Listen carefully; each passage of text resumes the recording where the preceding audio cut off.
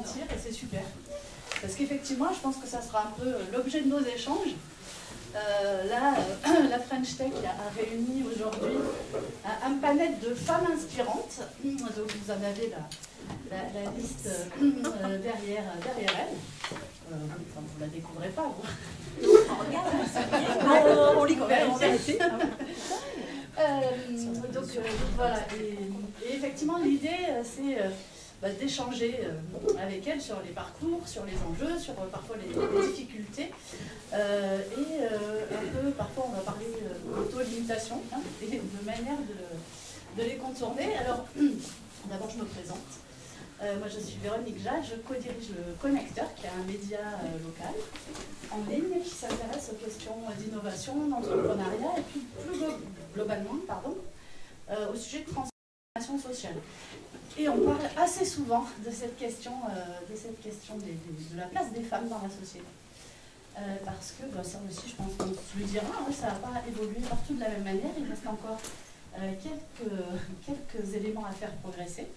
Donc voilà, alors on a une toute petite heure, sachant qu'il est 15h36, on n'a plus une heure. Donc on va démarrer rapidement. En fait, je voulais juste, je vais remettre mes lunettes, voilà. Je voulais juste partir de travaux de recherche, parce qu'en fait, quand on parle de ces sujets, de la place des femmes dans le monde professionnel et dans l'entrepreneuriat, en fait, c'est des sujets qui ont été abondamment étudiés. Donc il y a énormément de travaux de recherche sur ces sujets. Et moi, il y en a un que j'avais trouvé assez intéressant parce que schématique et donc simple à résumer. C'est des travaux qui ont été initiés par quelqu'un qui s'appelle Timothy Bates, qui lui parlait plutôt du socle entrepreneurial. Et ensuite, Candida Brush et deux autres chercheuses ont repris en fait ce socle-là pour construire en fait ce qu'elles appellent les 5 M. Et donc les 5 M, je vous les partage rapidement. C'est d'abord macro. Donc macro, c'est tout ce qui va avoir un trait à la culture, aux tendances sociétales, à l'environnement, et qui va avoir comme impact ce qu'on va qualifier d'injonction sociale qui pèse de manière parfois assez forte sur les femmes. Et derrière, on parlera aussi de sentiment d'imposture, par exemple, qui est quelque chose qui est assez récurrent. Deuxième M, c'est le méso. Donc là, le méso, c'est l'environnement, notamment l'environnement institutionnel, le cadre juridique, qu'est-ce qui est fait pour faciliter un certain nombre de choses. Après, il y a le rapport à l'argent. Ça aussi, on en a parlé, avec un accès au financement qui peut être différencié selon le genre de l'entrepreneur, ou pas, on verra aussi. Enfin, sur ce sujet du rapport à l'argent, je crois que c'est dans le cadre de l'université de Harvard, il y a un programme qui s'appelle Don't Pitch Like a Girl, et qui, dans son titre, dit tout aussi sur la manière dont on s'y positionne.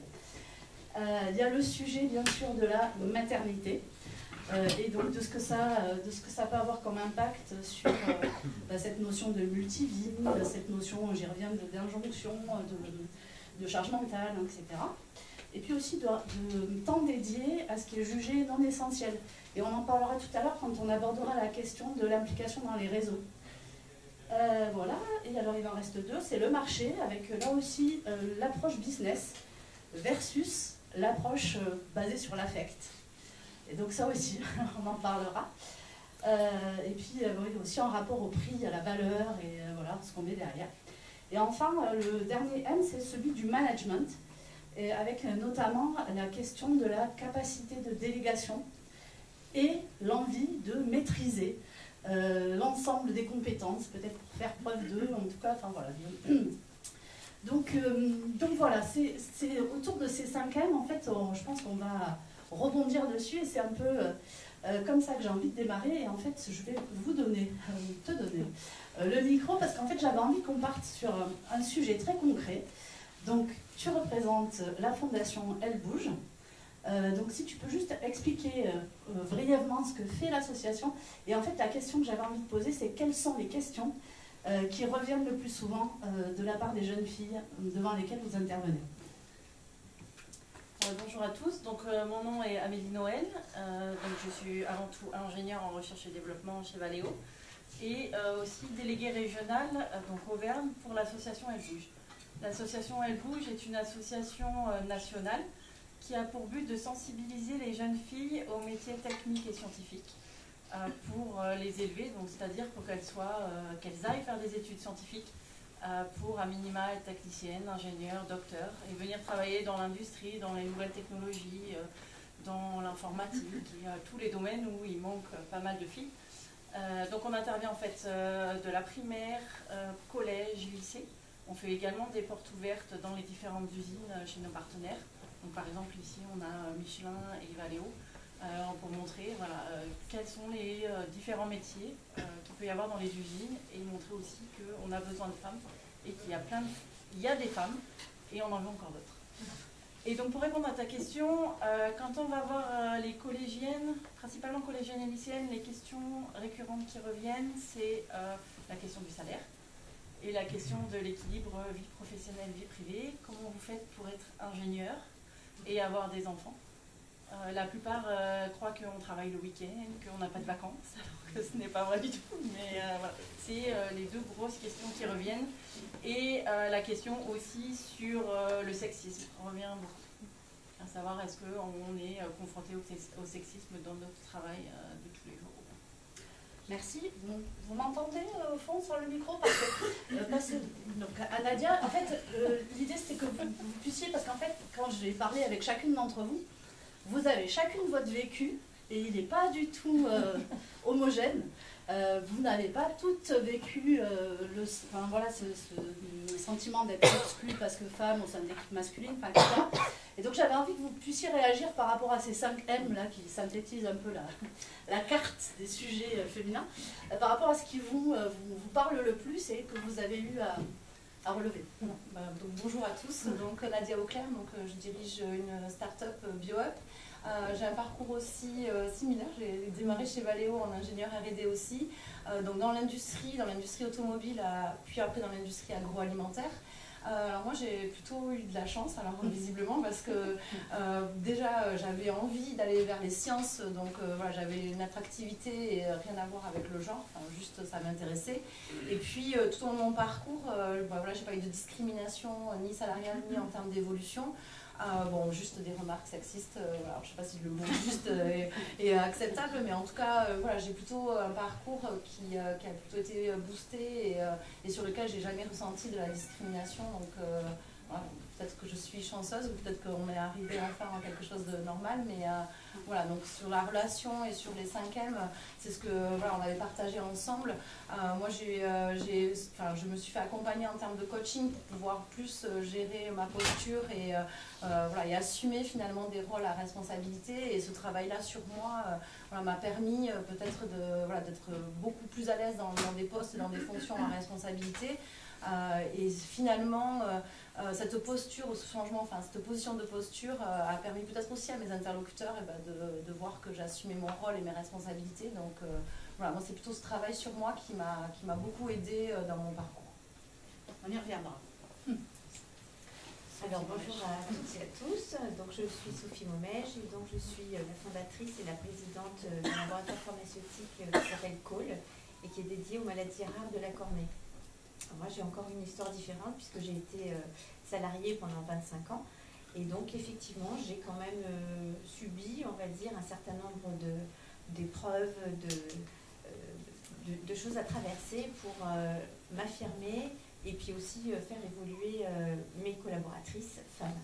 Donc moi j'ai évolué, je suis devenue directrice, j'avais un poste important, mais c'est vrai que j'ai toujours senti quand même qu'il y avait une plus grande difficulté à faire évoluer les femmes.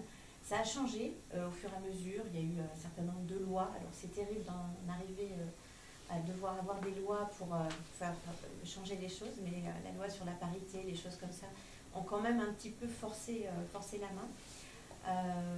Donc sur la maternité, on pourra en venir tout à l'heure, mais effectivement, on me pose souvent la question. J'ai 3 filles et effectivement, oui, j'ai bossé le week-end et les soirs, mais malgré tout, voilà, avec une possibilité de faire un équilibre entre la vie personnelle et professionnelle. Bon, aujourd'hui, au salon de l'entreprise, je suis très vigilante sur la parité et sur l'égalité de salaire, etc. Donc je reste très vigilante par rapport à ça.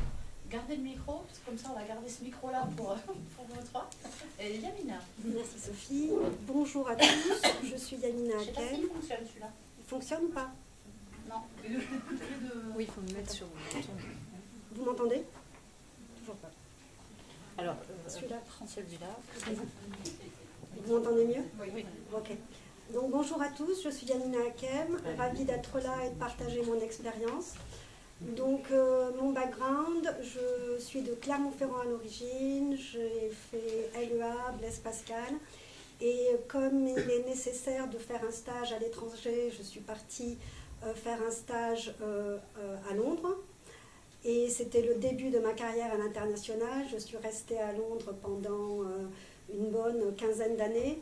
Et aussi, comme c'était le début des échanges de Blaise Pascal avec l'université d'Oklahoma, je ne sais pas s'il y en a qui ont fait cet échange, donc je suis partie aussi étudier aux US.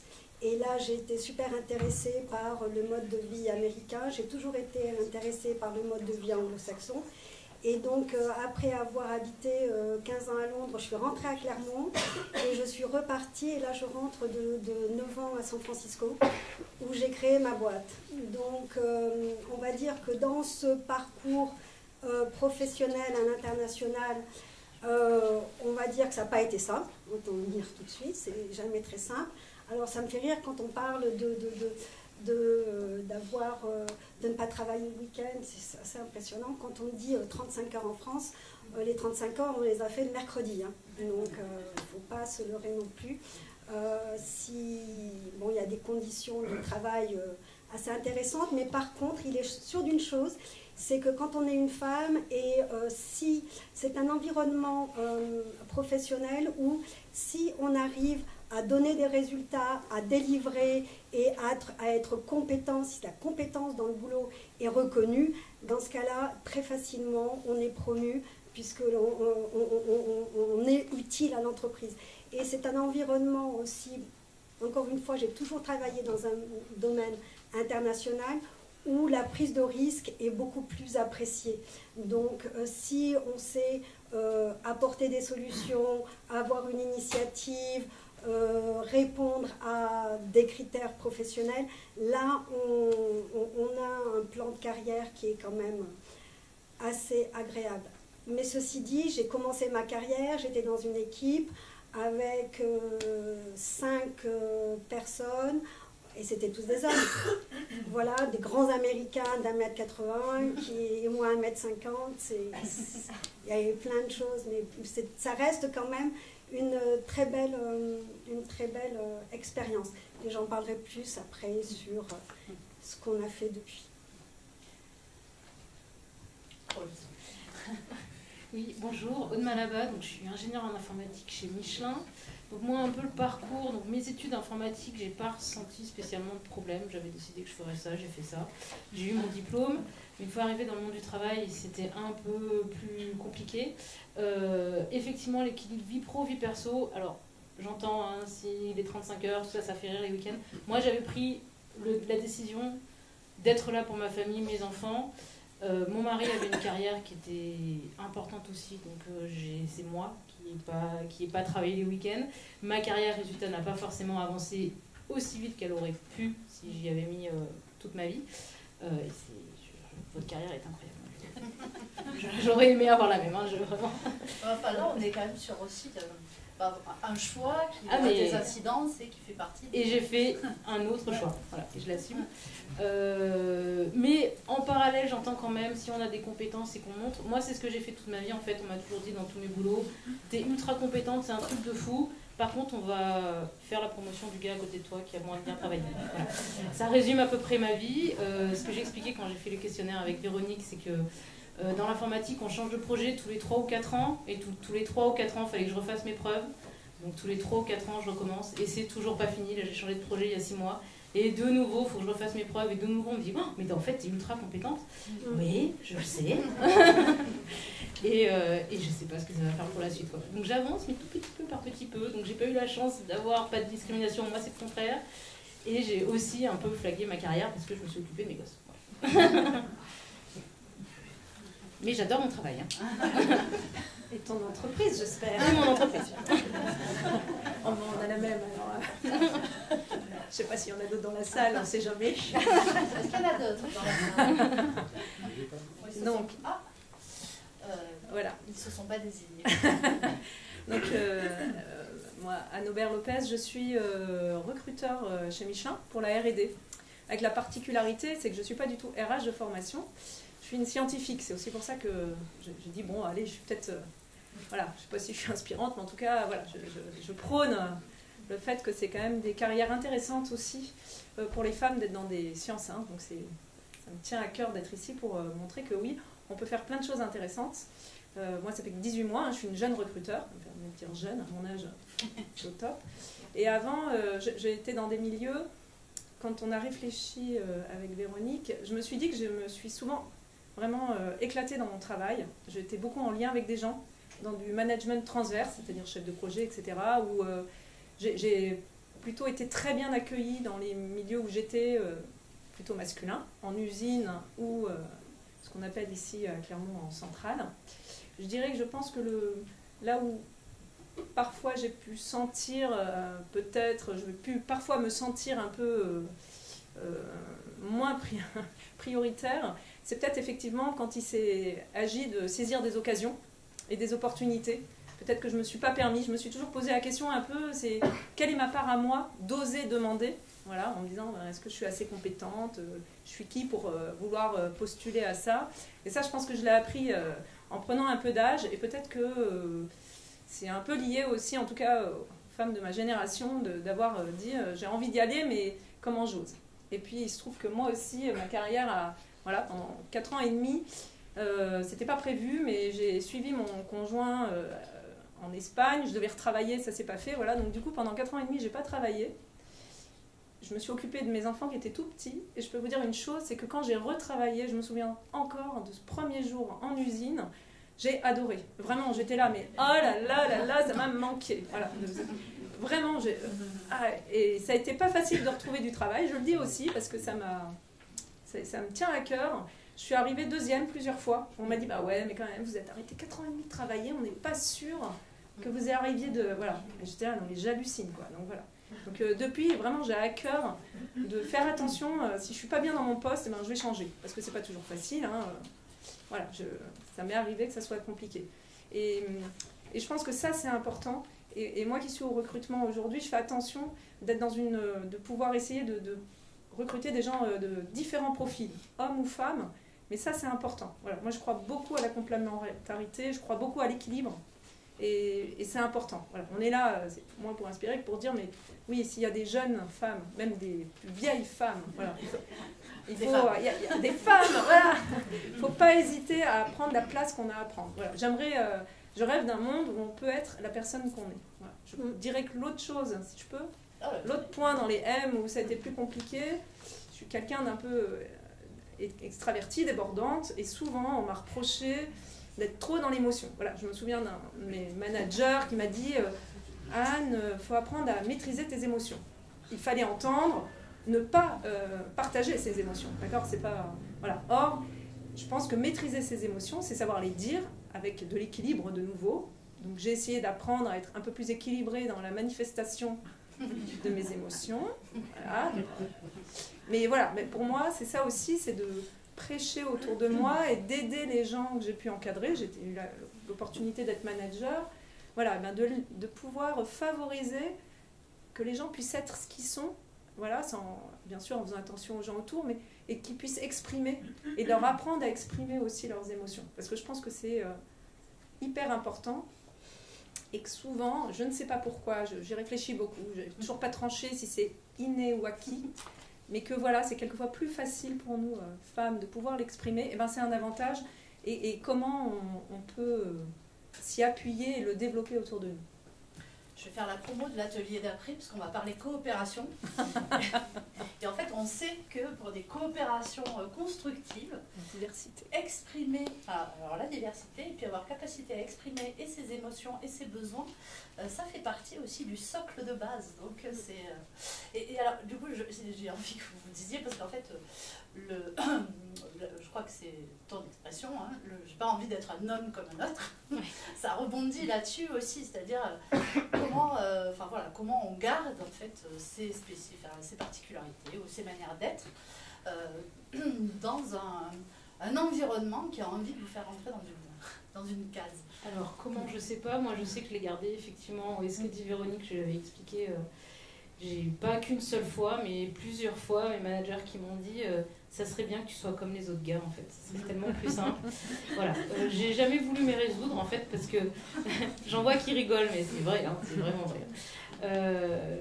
J'ai jamais réussi à m'y résoudre parce que je savais que c'était pas la bonne route en fait, parce qu'effectivement la diversité c'est exactement pareil. J'ai beaucoup d'émotions, moi j'ai besoin d'en parler. Alors effectivement, peut-être qu'il y a une manière de le dire, hein, je veux bien l'entendre. Ça va mieux maintenant. Hein, mais effectivement, j'ai jamais réussi à m'y contraindre. J'y arrive pas, et de toute façon, je pense que c'est pas la bonne idée. La diversité passe aussi par comprendre les autres, et aussi, pour moi, c'est plus les hommes qui n'y arrivent pas, qui devraient essayer de se lâcher un petit peu plutôt que de tout garder pour eux. Voilà, moi je le vois plutôt dans le sens. Voilà. Et ceux qui êtes venus aujourd'hui, recevez ce message. Non, mais ceux qui n'y arrivent pas. Partageons davantage nos émotions. Alors, il y a plein de choses dans ce que vous dites. Et, en fait, on parlait tout à l'heure en fait, la promotion, plutôt la difficulté à accéder à des promotions, le fait d'arriver en numéro 2. Et je pense qu'il y a deux choses, et je regarde Nadia, parce qu'il y a à la fois, on le sait, toute la contrainte d'un environnement avec des injonctions, etc., et qui sont compliquées à appréhender. Et puis il y a ce qu'on a en nous, et l'auto-limitation. Et du coup, tu l'as évoqué tout à l'heure, mais en fait, et toi aussi, Anne, c'est à un moment, et notamment dans ta précédente expérience, on t'a proposé un poste que tu as d'abord refusé, oui, c'est vrai, enfin, puis accepté. Et en fait, c'est ce chemin-là peut-être qui est aussi inspirant pour nous toutes. En fait, ça rebondit à ce qu'on s'est dit. Vous m'entendez? Ouais. En fait, c'est vrai que donc j'ai dirigé une start-up dans les bioplastiques, donc, qui avait été créée par l'Imagrin, par des actionnaires. Et donc moi j'étais responsable R&D donc dans mon domaine de compétences au sein de cette start-up, et on m'a proposé de prendre la présidence de la start-up, donc de la direction générale. Et là moi j'ai fait non, c'est pas possible, je me sens pas capable d'y aller, je pense qu'il faut correspondre à 90% des critères pour y aller. Il me manque la finance, il me manque plein de choses pour accéder à un poste de direction générale. Et puis moi je trouvais que la marche elle était haute. Et en fait, voilà, bon, tout le monde, en tout cas les gens proches, en fait, et mon équipe m'a dit non, mais en fait, est-ce que tu vas accepter que ce soit quelqu'un d'autre de moins compétent qui prend la place, alors que bon, voilà, ils ont estimé que voilà, j'avais les moyens de le faire. Et puis c'est comme ça en fait que moi je me suis dit bon, en fait, il faut que je travaille sur moi, sur la capacité de se dire oui, je peux relever le challenge.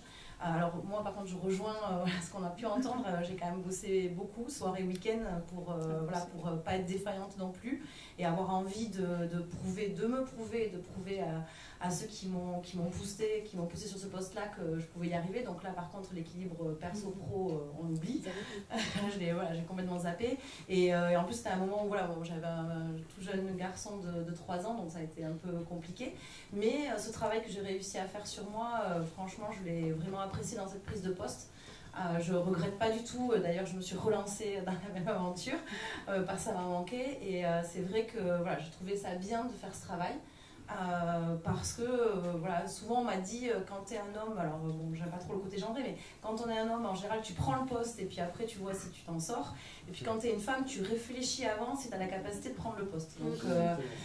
Donc je sais pas si c'est vrai, en tout cas moi j'ai eu l'impression d'être vraiment dans cette situation là, et je me suis dit non en fait non, je vais y aller, donc et puis ça a été plutôt positif. Merci. Et alors, peut-être, on va parler, je voulais vous montrer, on a fait une magnifique cartographie. On va parler parler bon des... vieux, au fond. En fait, dans les 5M, là, il y a le temps à consacrer au non essentiel. Et donc l'essentiel, c'est effectivement le job, la famille, les enfants, etc. Et le temps non essentiel, ça peut être le temps de réseau. Or, on sait quand même aujourd'hui que les carrières, elles ne se jouent pas que sur la compétence et la performance mesurée avec des indicateurs précis, mais elles se jouent aussi en fait sur cette capacité à nouer des relations intéressantes. Et alors, j'avais envie de poser une question peut-être un peu provoque, modérée, hein, vous allez voir. C'était de se dire en fait, dans tous ces réseaux en fait, féminins, est-ce qu'on a besoin d'abord de s'isoler par genre pour prendre confiance avant d'aller plus loin, plus vers le monde.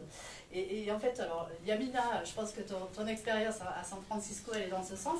Et puis Sophie aussi, en fait, vous, c'est pas un réseau, mais c'est aussi la place qu'a eu dans votre carrière, le trophée. Voilà, Yamina. Alors, par rapport à ça, si de mes 9 ans à SF, ce que je retiens, et s'il y a une phrase que je retiens en priorité, c'est celle-ci, c'est your network is your net worth.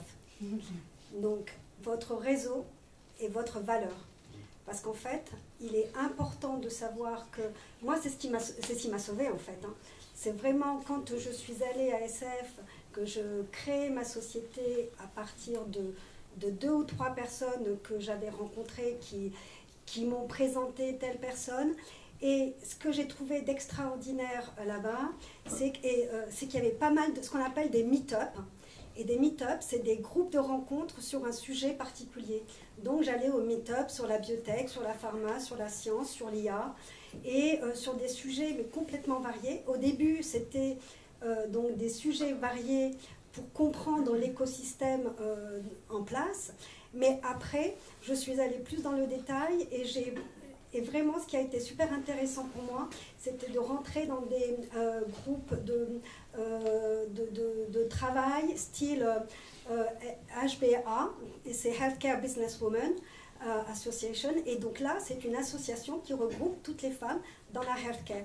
Et ça, c'est super intéressant, puisque là, on apprend de ses pairs, on échange des expériences, donc des personnes qui ont créé leur entreprise dans le domaine pharma, c'est un domaine assez particulier, donc comment elles s'y sont prises, ce qu'elles ont appris, et ça, je trouve ça intéressant. Un des derniers groupes où je me suis affiliée récemment, c'est Women in AI. Et donc, c'est un groupe mondial qui existe, et encore une fois, maintenant, c'est tellement plus simple, puisque tout est sur Internet, c'est des web calls, c'est des discussions.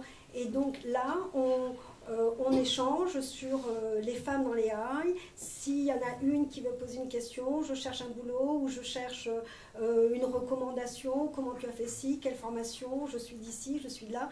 C'est vraiment super intéressant. Et je dirais que c'est un environnement beaucoup plus facile à appréhender lorsqu'on a une femme et qu'on n'a pas l'habitude de parler, parce que là on est entre femmes et on discute et puis c'est sympa. Mais bon voilà. Donc sinon après je veux dire, on partage. L'idée, c'est vraiment de partager. Et ça, c'est quelque chose qui est très cher pour moi, le partage d'expérience.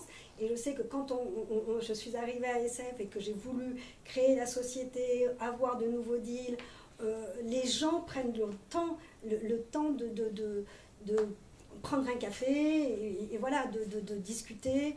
Et c'est quelque chose maintenant que je mets en place, que je fais tous les vendredis matins. Si vous me checkez sur LinkedIn, j'organise du moins, je peux organiser des réunions où on discute voilà, de l'expérience et je réponds à des problématiques particulières. Voilà.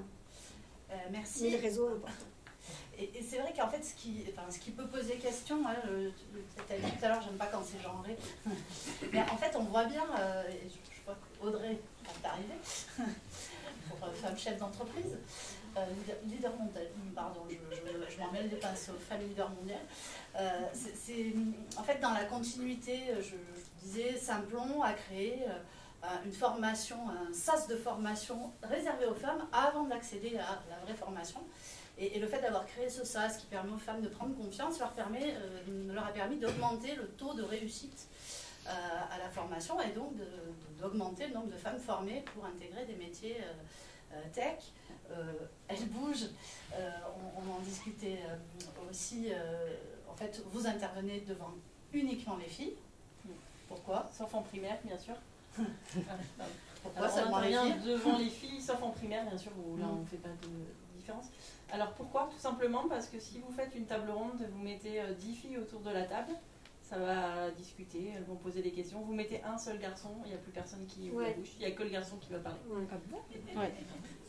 Au collège et au lycée, c'est terrible. Donc, alors peut-être si on ferait à 40 ans, ce serait pas la même chose. Mais heureusement, après, il y a au collège et au lycée, C'est clair, après c'est le maths. au collège et au lycée, il y a vraiment des blocages avec les garçons. Et du coup, les filles ne posent pas du tout les questions qu'elles ont envie de poser. Elles se braquent. Donc voilà, c'est pour ça qu'on intervient essentiellement devant les filles. Ok, bon, donc en fait, et là vous l'avez derrière, vous avez le choix des réseaux dans lesquels vous pouvez vous intégrer. Et puis peut-être, je sais pas, enfin non, vous deux, sur la place du réseau qui a changé de nom au sein de Michelin. Peut-être vous pouvez expliquer comment il s'appelait, comment il s'appelle maintenant, qu'est-ce que raconte aussi cette évolution. Et je surveille le temps, ça file.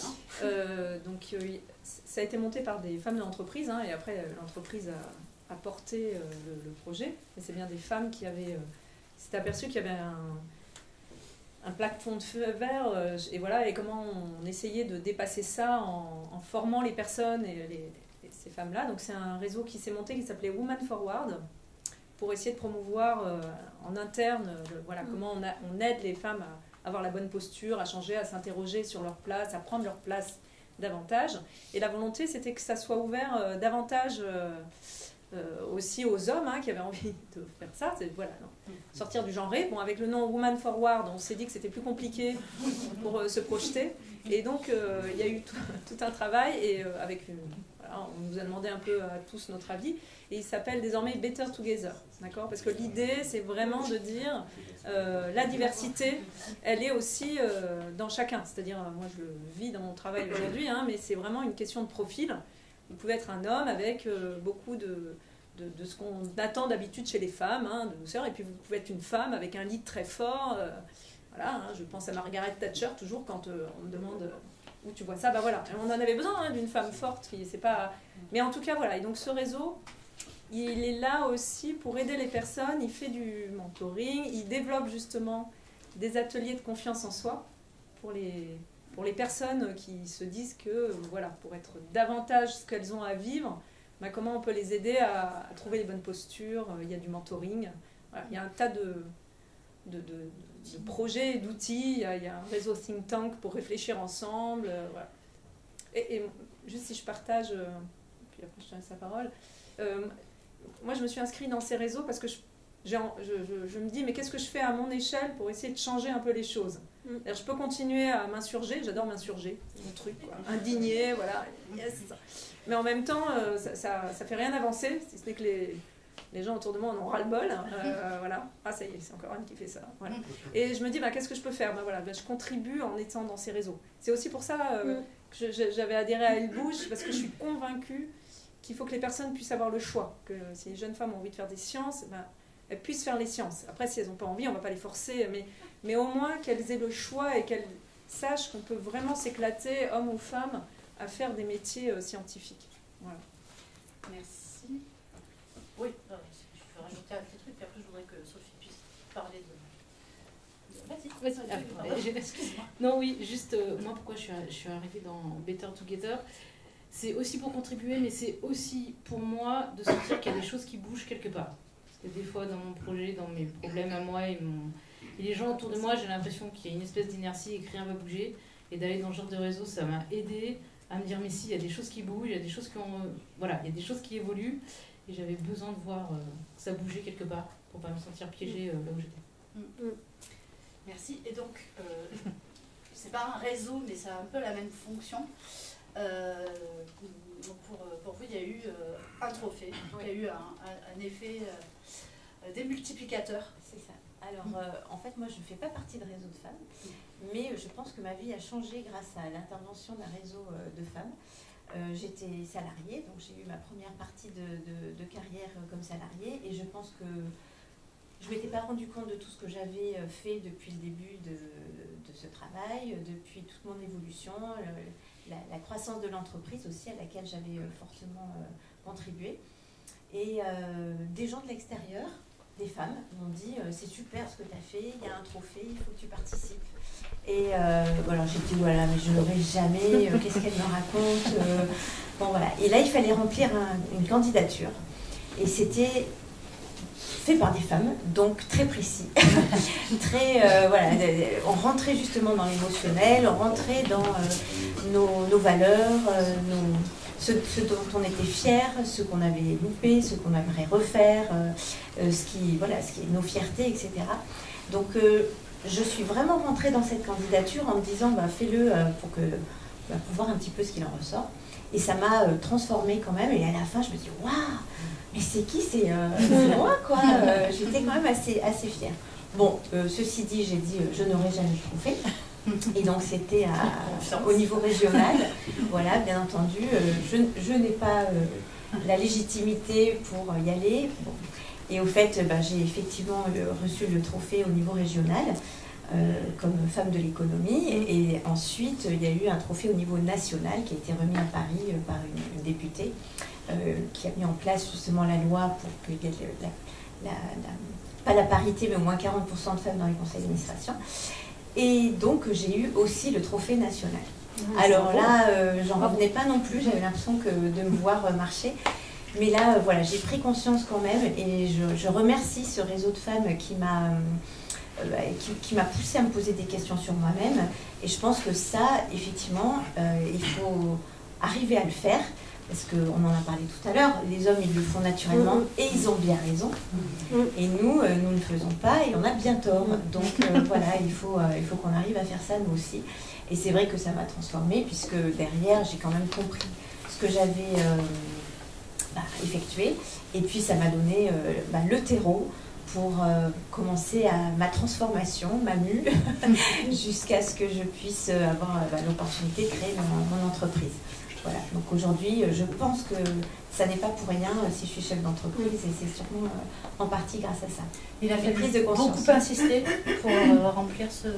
Beaucoup, on m'a beaucoup incité. J'ai dit non, mais je ne suis pas la bonne candidate.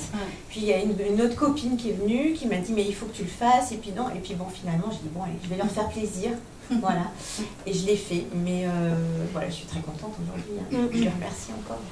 Bravo. Alors, il est 12. Ça serait bien qu'on garde quelques minutes pour d'éventuelles questions.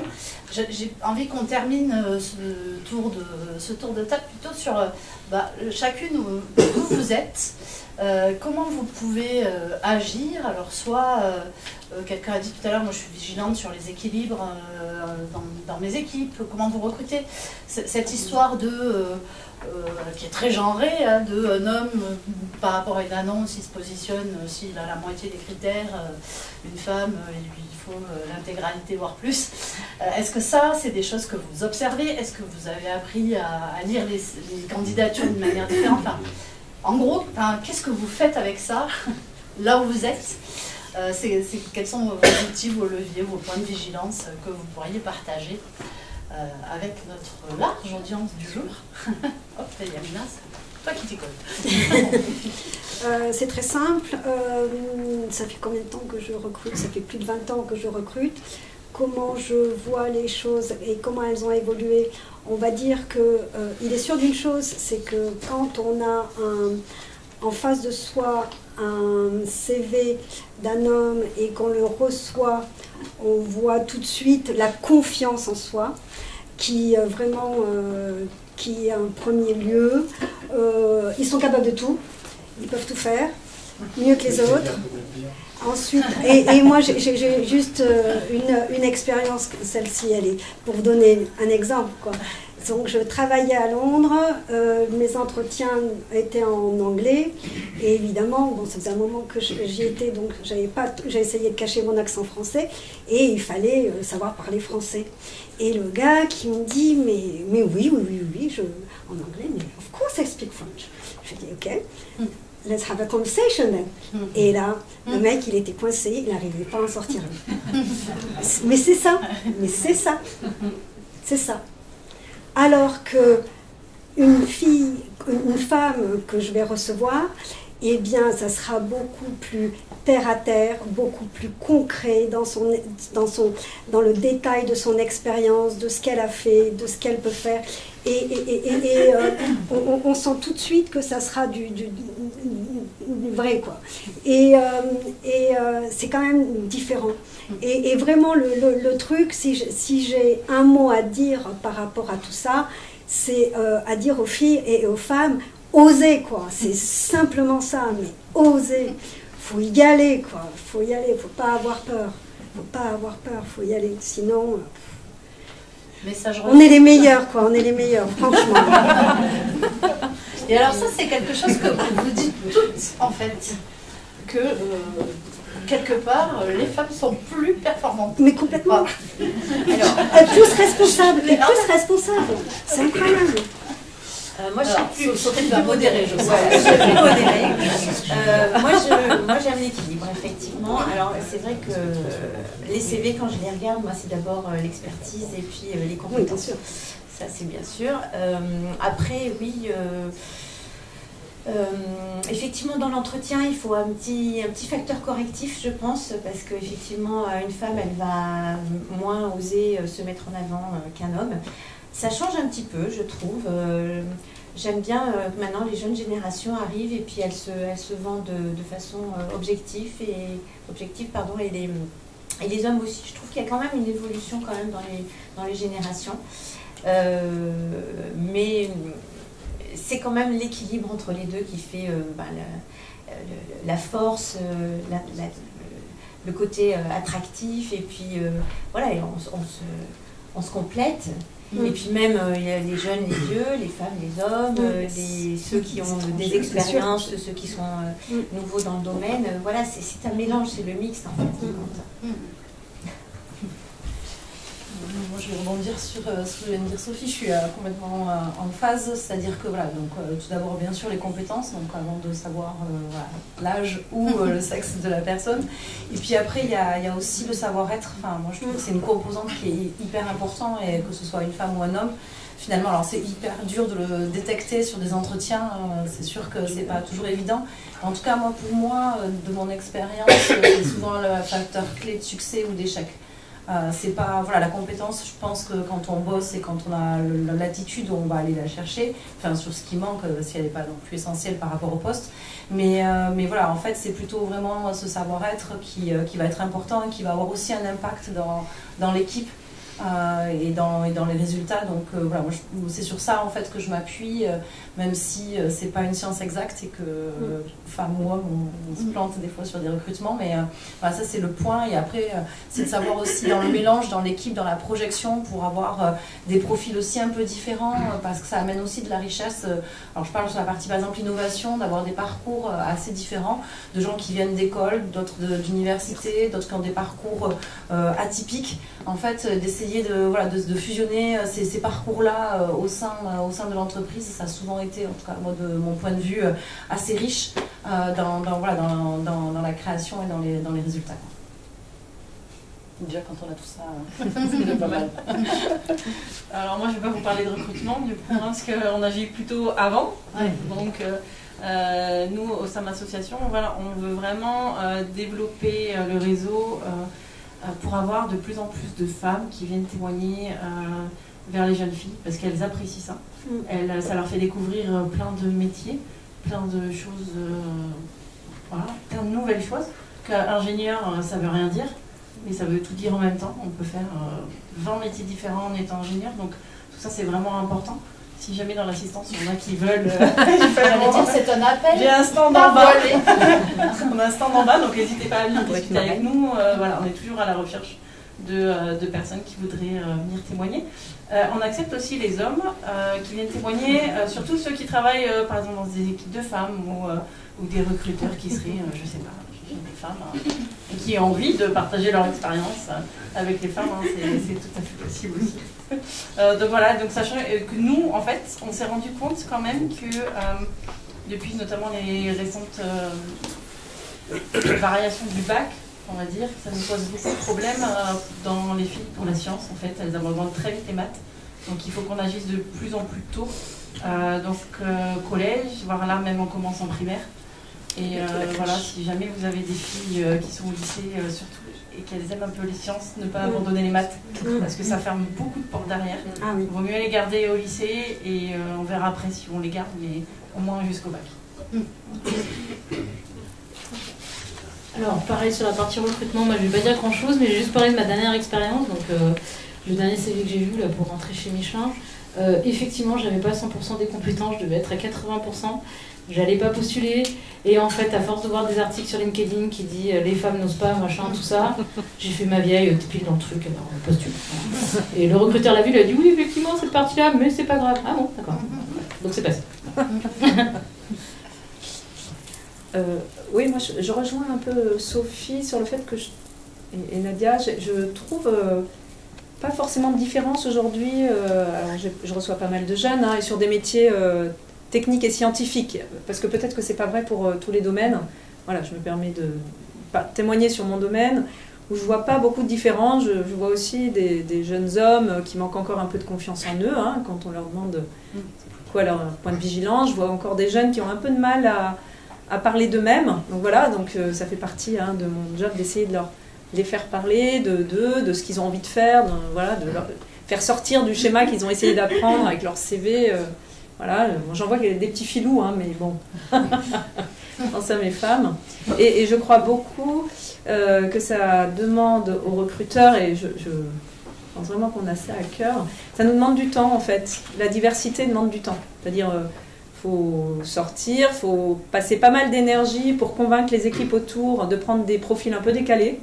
Voilà, et je peux vous dire, voilà, ça m'est arrivé aussi, on s'est planté, ça s'est pas bien passé, mais on a voulu essayer ensemble, on a pris des risques, donc c'est d'accepter aussi de prendre des risques, parce que si on veut être à zéro risque, on va prendre que des clones, et là ça marche bien sur le moment, hein, donc il n'y a pas de souci, sauf que je pense qu'on perd en créativité, voilà, et nous c'est des métiers de la R&D, c'est des métiers d'innovation, donc voilà, c'est comment on arrive à prendre des risques, comment on arrive à convaincre les managers pour lesquels on bosse de prendre des risques. C'est pour ça que chez Michelin, ils ont choisi de mettre des recruteurs, donc qui viennent des domaines. Voilà, nous on fait un premier filtre pour essayer de trouver de la diversité, et voilà, et donc prendre ce temps pour essayer de changer, que ce soit, on a parlé de formation, mais aussi des étrangers ou français, hein, parce que ça apporte aussi une ouverture différente, voilà, et comment on accompagne les équipes à accepter cette diversité. Comment on permet à des jeunes femmes de pouvoir être elles-mêmes, voilà, même s'il y a 16 clones, mais qu'elles puissent être l'élément qui va permettre à l'équipe d'aller plus loin. Par contre, il faut accepter, oui, c'est plus compliqué. D'accord ? Ça demande plus d'ouverture à chacun, d'accepter des gens qui sont différents. Voilà. Je pense que ça, par contre, il faut quand même l'accepter. Il faut s'en rendre compte. Je pense que c'est vraiment important de se dire, c'est pas facile de travailler sur la diversité. Ça se construit en fait. Ça se construit, c'est un changement. Voilà. Voilà. Alors moi je pense qu'il y a une chose qui est importante et qui est la raison pour laquelle vous êtes là aujourd'hui, c'est ce qu'on appelle les rôles modèles, hein, ce que fait aussi l'association Elle Bouge. C'est l'idée de voir au travers d'expériences et de partage d'expériences que c'est possible, ça se vit, c'est pas le bagne, parfois il y a un prix, mais et alors moi je voulais vous montrer parce que je trouve que ça fait aussi partie de cette question des rôles modèles, c'est le site Les Expertes. Je ne sais pas si vous connaissez, est-ce que vous connaissez? Les Expertes, en fait, c'est une réponse aux journalistes qui répondent quand on leur fait remarquer que leurs plateaux sont peuplés exclusivement d'hommes et qui répondent « moi je ne m'intéresse pas au genre mais à la compétence ». en réalité, il y a des questions de visibilité, toujours de réseau, etc. Donc c'est pas parce que les femmes ne sont pas visibles qu'elles n'existent pas. Et donc, les expertes ont mis en place un annuaire à destination des médias pour identifier les femmes par leurs compétences. Et donc ça peut être, il y a des partenariats avec l'université, par exemple à Clermont, donc une expertise scientifique de recherche, ça peut être une expertise de société civile, une expertise d'entrepreneuriat. Et l'idée c'est ça, quoi, c'est de montrer que les compétences sont accessibles et de permettre à des femmes aussi d'aller apporter leurs propos. Alors c'est pas effectivement forcément pour dire qu'il faut donner la parole aux femmes, mais en fait il faut qu'il y ait aussi de la diversité dans les prises de parole. Et en fait, quand on a discuté avec les fondatrices des expertes, elles nous ont dit la première difficulté, c'est de faire que les femmes acceptent de s'identifier comme expertes d'un sujet. Et donc encore une fois, osons. Donc voilà, je vous invite toutes à vous inscrire sur les expertes et à identifier vos domaines d'expertise. On connaît quelqu'un qui s'y est inscrit et qui est experte dans le milieu sportif et qui a été extrêmement sollicitée parce qu'il y a très peu de femmes et que maintenant que les médias se soucient un peu de parité aussi sur leur plateau, elle a été pas mal sollicitée. Donc voilà, c'est mon message du jour. Je vous remercie à toutes. Il nous reste quelques minutes et j'aimerais bien qu'on puisse prendre alors peut-être vos réactions ou vos questions pour nos intervenantes que je remercie pour le temps qu'elles ont consacré. Oui, deux questions. Alors, vous voulez un micro ? Si le micro, parce que de dos, c'est compliqué. Et après, tu feras passer derrière toi. Bonjour, merci pour ce partage. Je pense que le constat, effectivement, est partagé par tous. On a l'impression que les choses avancent, mais à petits pas. Les réseaux de femmes entrepreneurs ou d'entrepreneuriat féminin existent, ont toute la vocation d'accompagner les femmes dans le mentoring, de la formation, essayer de casser ce sentiment d'imposture. Mais dans vos différents parcours, qu'est-ce qui manque à votre avis, quelle serait l'aide dont vous auriez rêvé et qui pourrait être, et qui manque encore pour ces réseaux d'accompagnement?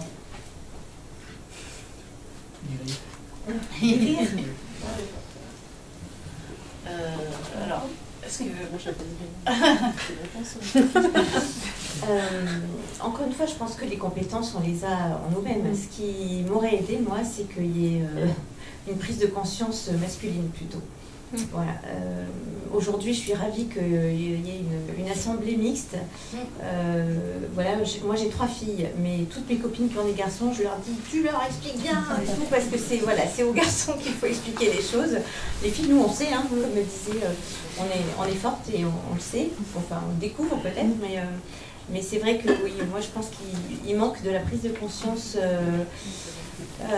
Dans certaines entreprises encore aujourd'hui, ça va beaucoup mieux, mais voilà, avec les générations qui viennent, je suis sûre que ça va s'améliorer. Est-ce que l'une d'entre vous veut réagir ou sinon on prend une autre question? Il n'y a pas d'obligation. Il est 27. Non, moi juste pour compléter, c'est la même chose aussi, prendre conscience qu'on a tous des biais, des stéréotypes. Je pense que ce qui m'a aidé, moi on m'a mis dans une case et on m'y a toujours laissé dans cette case et j'arrive pas à en sortir. Voilà. C'est le plus compliqué pour moi. Voilà. Merci. Oui, bonjour.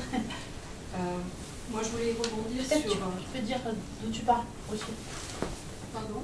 Tu peux peut-être préciser d'où tu parles. D'où je parle? Oui. Qui tu es pour le projet européen. Qui tu es? Je parle Pardon, de moi. Cette interpellation un peu directe. Alors, je parle... En fait, je pilote tout de suite un projet européen sur l'égalité femmes-hommes. Voilà, ça fait quand même intéressant. Dans ce cadre,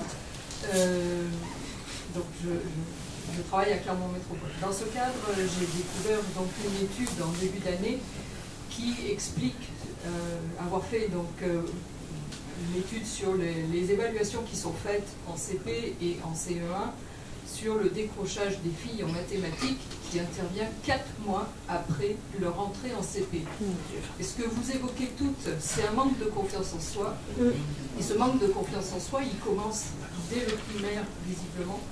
Et j'étais assez estomaquée par cette étude. Et donc, du coup, je me dis, elle bouge. Il faut peut-être commencer par le primaire. Visiblement, il y a un gros travail à faire de ce côté-là.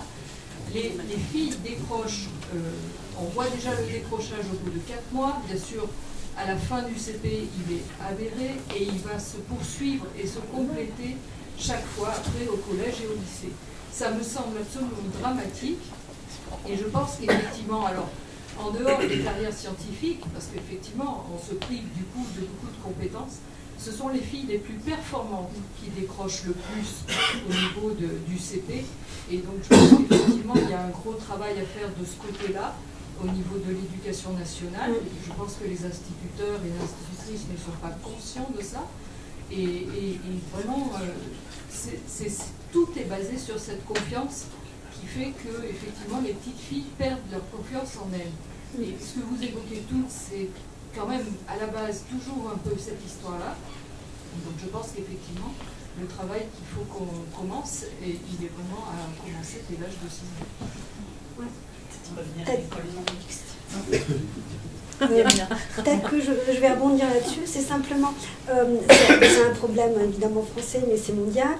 Et je ne sais pas si en France, il existe la journée de STEM Day, Science, Technology, Engineering and Mechanical Day. Et c'est un jour en début d'année qui est au mois d'avril, où en fait j'avais participé par exemple à une présentation de mon boulot, de mon activité dans l'industrie pharmaceutique, dans un collège dans la Silicon Valley. Et donc c'est des actions qui sont menées. Il y a la journée STEM Day, et je ne sais pas si ça existe en France. Mais il y a la science, il y a le festival de la science, ou je sais pas, il y a pas mal de journées comme ça. Ouais, ça c'est bien. Ouais. Pour justement faire partager. Oui, et puis vous voyez, c'est ça. Après, tu peux peut-être compléter. Et Audrey, il faudra parler fort. Oui. Alors, ça sera 2 questions brèves et des réponses brèves. Juste pour compléter sur l'étude, un des constats qu'on fait, nous aussi, donc en effet, on agit de plus en plus tôt, on essaye d'aller voir les primaires. Après, avec des discussions, que ce soit au niveau primaire, collège et lycée, il y a aussi une éducation à faire, c'est au niveau des parents. Parce que, mine de rien, alors... petit, je ne sais pas si c'est eux les responsables du problème entre guillemets des maths en film, mais en tout cas plus tard c'est clairement les parents et l'environnement familial qui est responsable de le fait qu'elles n'osent pas. Donc j'imagine que pour les probablement pour les enfants à l'école c'est pareil. Alors moi je ne sais pas si c'est une déformation professionnelle, j'ai que des garçons. Mais par contre, moi, clairement, entre la lecture et les maths, on fait les maths. La lecture, ça me plaît pas trop. Donc après, je sais pas, au niveau familial, mais on sait que c'est important. Le contexte familial est important. Alors, Audrey, oui. Est-ce que tu peux parler fort? Je peux parler fort. Moi, je voulais vraiment vous remercier d'être là aujourd'hui, d'être venu pour prendre du temps, pour inspirer, pour montrer l'exemple, montrer surtout que c'est possible, parce que souvent, c'est juste qui manque et ça aide énormément de gens. Et merci aussi d'avoir tenu ce discours en mode complémentarité, c'est quelque chose qui me touche énormément, parce que c'est pas un combat, c'est pas quelque chose qu'on va faire les uns contre les autres, c'est bien quelque chose qu'on va réussir les uns ou les unes avec les autres. Donc ça c'est vraiment un beau message et merci énormément pour ça. Je vous rejoins effectivement sur le déficit dosé. C'est évidemment il y a la société, il y a l'éducation, il y a tout ce que vous voulez, mais il y a aussi ce qu'on a en nous et que c'est à nous de dépasser. Donc voilà, on a à se bouger, très clairement. Et puis, pour vous raconter juste une petite anecdote, moi j'ai saisi l'opportunité d'aller passer quelques jours à Harvard aux États-Unis. On était 20% de femmes dans cette salle. Je peux vous assurer qu'on nous a entendus au moins autant que tous les hommes qui étaient là, même si ça a demandé beaucoup de fake it, beaucoup de travail sur soi, comme vous l'avez tout dit. Donc voilà, mais c'est important pour montrer l'exemple et pour montrer aux autres et aux jeunes générations qui arrivent que c'est possible. Et effectivement, c'est elles qui vont faire bouger encore plus vite. Merci infiniment. Merci Audrey. Bon, ça ne rappelle pas de... Et donc, la dernière. Merci à toutes pour votre intervention et je voulais savoir si vous aviez rencontré des difficultés particulières vis-à-vis des financements, des opérateurs financiers de vos partenaires. C'est vrai qu'on n'a pas parlé d'argent. C'est plus compliqué en étant une femme ou non? Alors, je me permets de prendre le... Oui. Parce que je vais apporter un beau message positif. C'est que moi, ça m'a beaucoup aidé d'être une femme. Donc, j'en ai profité. Là, pour une fois, je me suis dit, ben ça, effectivement, il y a des financements qui sont réservés aux femmes. Enfin, ils aiment bien maintenant, les banques aussi, montrer qu'ils ont des femmes chefs d'entreprise, qu'ils aident des femmes, des entreprises l'idée par des femmes. Donc voilà, c'est des fonds spécifiques et ils adorent ça. Donc là, j'en ai profité, puis j'en profite encore et j'en profiterai encore. Alors moi, c'était pas forcément des fonds spécifiques, mais en tout cas, comme toi, en fait, non, je trouvais que, au contraire, ça a montré notre personnalité encore plus, parce qu'il n'y en a pas beaucoup, et donc ils se disent, bon, déjà, si elle est là, c'est qu'elle a du tempérament et rien lâché, donc en effet, je ne les ai jamais lâchés. Mais non, c'est de dire que moi, j'ai pas eu de frein, au contraire, je pense que ça a été plutôt un atout, ça a plutôt été un atout. Pareil. Eh ben, je vous remercie. Je pense qu'on peut les applaudir.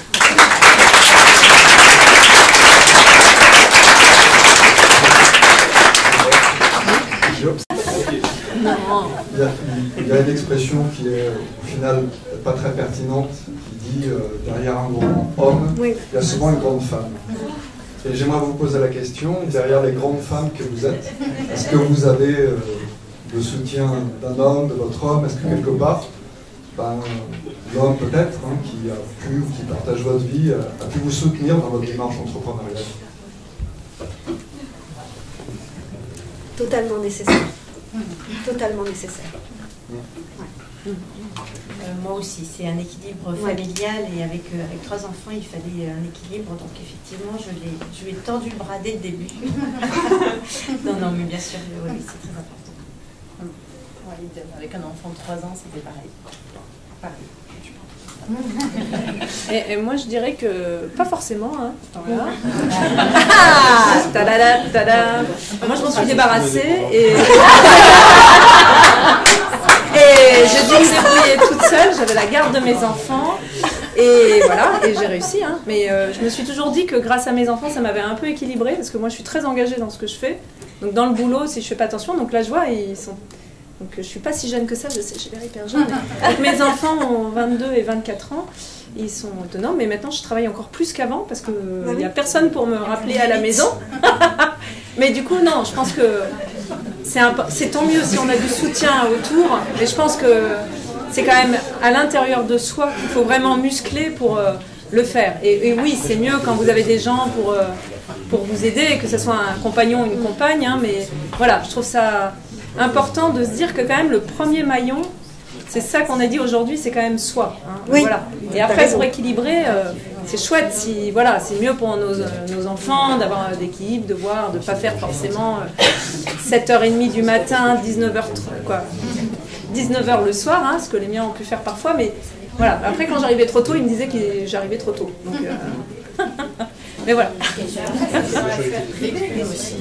Dans le jardin, je vais rester à la